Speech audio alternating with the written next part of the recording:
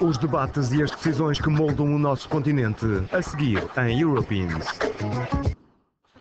Universidade Constantino, em Nitra, no sudoeste da Eslováquia. Em agosto, o tranquilo campus universitário atraiu a atenção internacional. Uma estudante de etnia húngara disse que foi atacada e assaltada por dois skinheads que escreveram na sua roupa "húngaros para o outro lado do Danúbio". Bela Szabo é o diretor do Departamento de Estudos da Europa Central. Como muitos húngaros na Eslováquia, ficou surpreendido e chocado, mas também concorda que a investigação policial ao ataque revelou inconsistências na história da rapariga e que as inscrições na roupa correspondiam à caligrafia da jovem. Seja a história verdadeira ou não, o facto é que provocou um turbilhão político dentro e fora da Eslováquia. Desde 1960 que os estudantes húngaros vivem em paz em Nitra. Saem na cidade e nunca existiram conflitos nem no campus nem fora dele. Surpreendeu-me que uma coisa assim se pudesse ter passado num local tão tranquilo.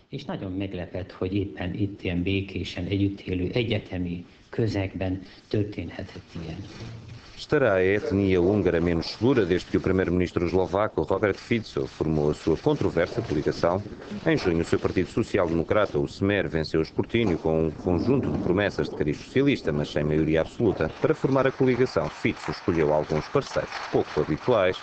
É o caso do HZDS de Vladimir Mečiar, que, quando foi primeiro-ministro, em meados dos anos 90, viu a Eslováquia ser criticada pela União Europeia por ter suprimido os direitos da minoria húngara.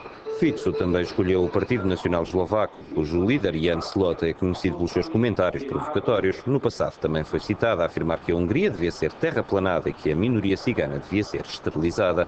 Um discurso que cai mal a uma coligação liderada pelos socialistas num Estado-membro da União Europeia. Como resultado, o Grupo Socialista do Parlamento Europeu decidiu suspender o Smer, motivo a presença do partido de Jan Slota no governo. A Eslováquia fez parte do Império Austro-Húngaro até 1920. Hoje a etnia húngara representa quase 10% dos 5 milhões de habitantes da Eslováquia.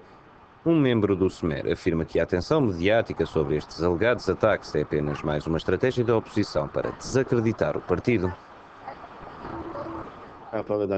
Infelizmente, isto é algo que também se está a passar noutros países da União e incidentes do mesmo tipo também aconteceram com o anterior governo. Ocorreram apenas alguns casos isolados na Eslováquia e não há motivo para que se torne numa questão internacional. Para mais porque o nosso governo já disse que iremos combater todas as formas de extremismo. Mas os críticos, incluindo os do Partido Socialista Europeu, interrogam-se. Se o Smer condena o extremismo, então por que é que escolheu para a coligação partidos conhecidos pelo seu discurso extremista? Samuel Abraham dirige o jornal de política Crítica e Contexto de Bratislava.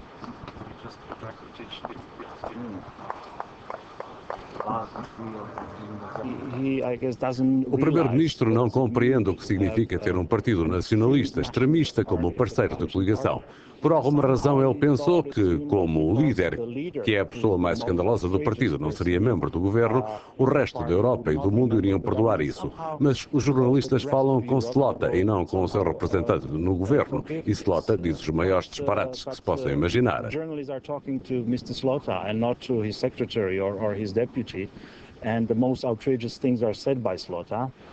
Conferência de imprensa semanal de Jan Slota. Sem surpresa, a sala está cheia. Enquanto que os opositores criticam Slota por ser arrogante e extremamente nacionalista, Slota afirma que está apenas a defender os interesses eslovacos, especialmente dos que vivem no Sul. Uma mensagem política forte para um país que conquistou a independência há apenas 13 anos. Os analistas acreditam que esta é a razão pela qual o seu partido foi o segundo mais votado nas legislativas de junho. No nosso programa está sempre a mesma ideia que estava presente quando o nosso partido foi fundado há 135 anos. O objetivo de avançarmos, de construirmos um Estado ou nação independente. É essa a base do nosso sucesso, porque o nosso partido nunca abandonou a nação. Estátuas prestam tributo ao mais antigo partido eslovaco na Praça Central de Žilina, que é também o feudo de Slota nos últimos 16 anos.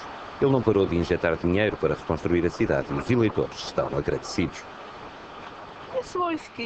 Ele fez muito aqui, mas precisa de exprimir melhor as suas ideias. O que ele fez por Žilina é fantástico, mas por vezes os seus discursos não são tão bons. Mas ele fez aqui muita obra.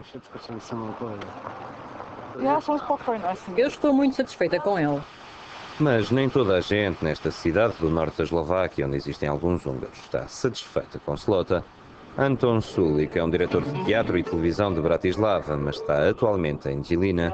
E a sua mais recente produção tem um toque irónico para com o feudo de Slota, chama-se Ciganos Vão para o Céu e é baseado num romance russo que também foi passado para o grande ecrã em 1975.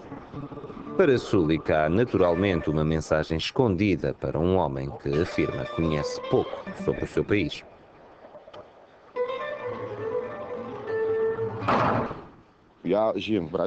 Vivo em Bratislava, que é uma cidade muito diferente desta e, de facto, não conseguiria viver aqui. Mas vim até esta cidade e também visitei a Câmara Municipal. É por isso que estou a produzir esta peça aqui. Ciganos Vão para o Céu, que também é um filme russo. Quero mostrar às pessoas daqui que existem outros valores para lá dos do Sr. Slota. V tomto divadle práve v tejto chvíli robím preslávený ruský muzikál, alebo ešte vtedy sovietský, Cigáni idú do neba. Mas quantos eslovacos partilham na realidade os valores de Slota? Estes bailarinos pertencem a um grupo de dança húngaro sediado em Bratislava. Em junho, uma das suas representações foi constantemente interrompida por eslovacos. O diretor acabou por suspender o espetáculo, na mesma altura decorria uma festa da cerveja mesmo ao lado. O responsável do grupo responsabiliza os organizadores, mas teme que incidentes deste tipo se possam repetir. O Sr. Slota tem o mesmo discurso há 15 anos. Fez parte do governo entre 1994 e 98, período em que a Eslováquia esteve bastante isolada no plano internacional.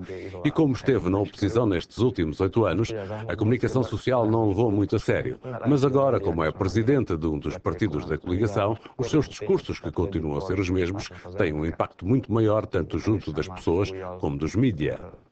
Veszik az emberek is, gondolom a médiák is, ugyanazokat a dolgokat, amiket mondott eddig is, csak most más súlya van, azt hiszem. Mas para Samuel Abraham, o verdadeiro culpado é o silêncio, não o das pessoas, mas o do governo.